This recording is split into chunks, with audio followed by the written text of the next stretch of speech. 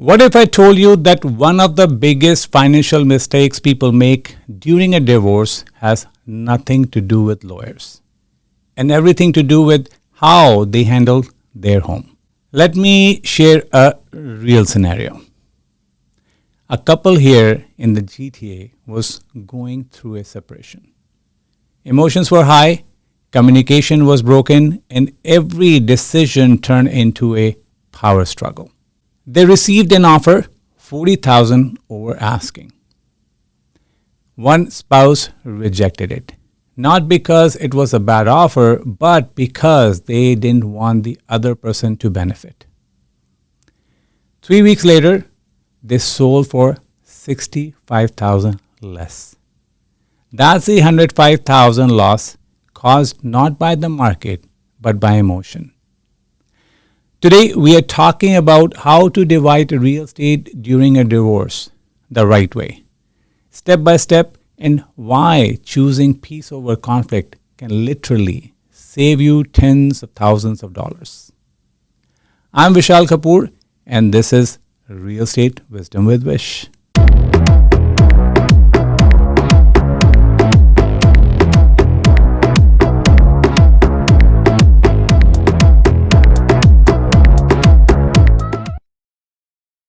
Divorce is emotional, real estate is financial.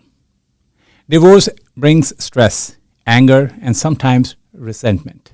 But real estate is purely a financial transaction. The market doesn't care about your situation. Buyers don't care who's right or wrong. Interest rates don't pause for emotional timing. So, when emotional decisions drive financial actions, the result is almost always the same. You lose money. We are talking about undervaluing, overpricing the home, rejecting strong offers, poor timing in the market, ignoring cost and penalties. And these mistakes can easily cost 20,000, 50,000, even 100,000 or more. The real cost of winning. Let me be very clear. Trying to win a divorce real estate situation is one of the fastest ways to lose financially. I have seen situations where one spouse delays a decision just to frustrate the other. Offers are rejected out of ego. Homes are kept out of spite, not affordability. One example, a spouse insisted on keeping the home just so the other person wouldn't benefit from the sale. They refinanced it at a higher rate, stretched their finances, and within 18 months had to sell anyway, this time in a softer market. They didn't win. They lost equity, time, and peace of mind. The three main options done right. Option number one, sell the property. Often the cleanest and most straightforward solution when done properly with the right pricing, timing, and presentation. You maximize value and create a clean financial break. Option number two, one spouse buys out the other. This can work well, but only if it's financially sustainable. It requires accurate valuation, proper refinancing, realistic budgeting. Otherwise, it becomes a delayed financial problem. Option number three, co-ownership, temporary. Sometimes couples hold the property for a period of time. This only works if there's structure, clean agreements, and mutual understanding. Without that, it often leads to prolonged conflict. Here's a step-by-step process to avoid losing money. Step one, get a professional valuation. No guessing, no assumptions. Even a small pricing error can cost tens of thousands. Step number two, calculate true net equity. This includes mortgage balance, penalties, realtor fees, legal cost. This is the number that actually gets divided, not the sale price. Step number three, choose strategy based on financial reality, not emotion. Ask, can I afford this long term? Does this decision help me move forward? Step number 4, time the market properly. A rushed sale often means a discounted price. Timing matters. Seasonality, interest rates, and market conditions all play a role. Step number 5, handle buyouts correctly. If one person is buying out the other, use fair market value. Adjust for selling cost saved, ensure proper legal and mortgage structure. Step number 6, align legal, mortgage, and real estate strategy. Everything must work together. Lawyer, realtor, mortgage advisor. Gaps between these professionals can cost money.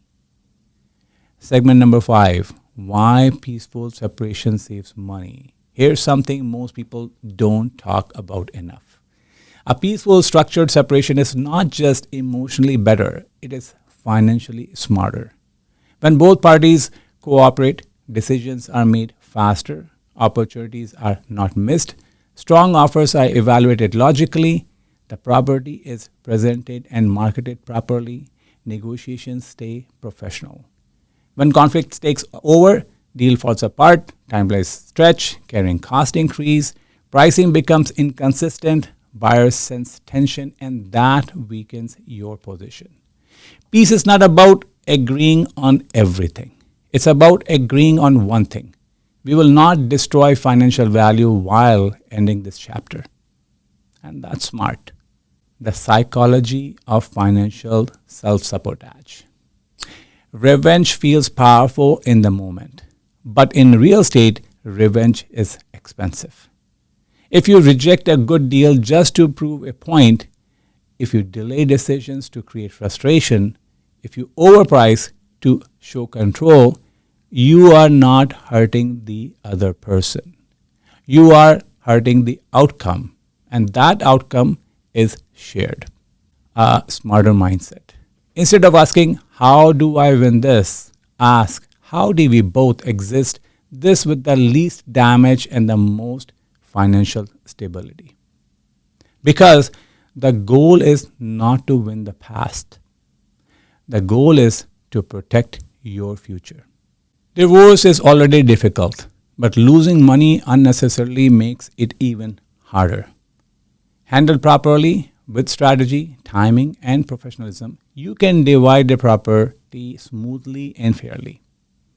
Handled emotionally, it can become one of the most expensive mistakes of your life. If you or someone you know is going through a separation and needs guidance on how to handle their property the right way, reach out. Because in moments like this, the right advice doesn't just help, it protects your financial future. This is Vishal Kapoor, and I'll see you in the next episode of Real Estate Wisdom with Vish. Bye for now. Disclaimer: the information provided in this podcast is for informational purpose only and should not be considered as financial or investment advice. Consult with your professional before making any real estate decisions.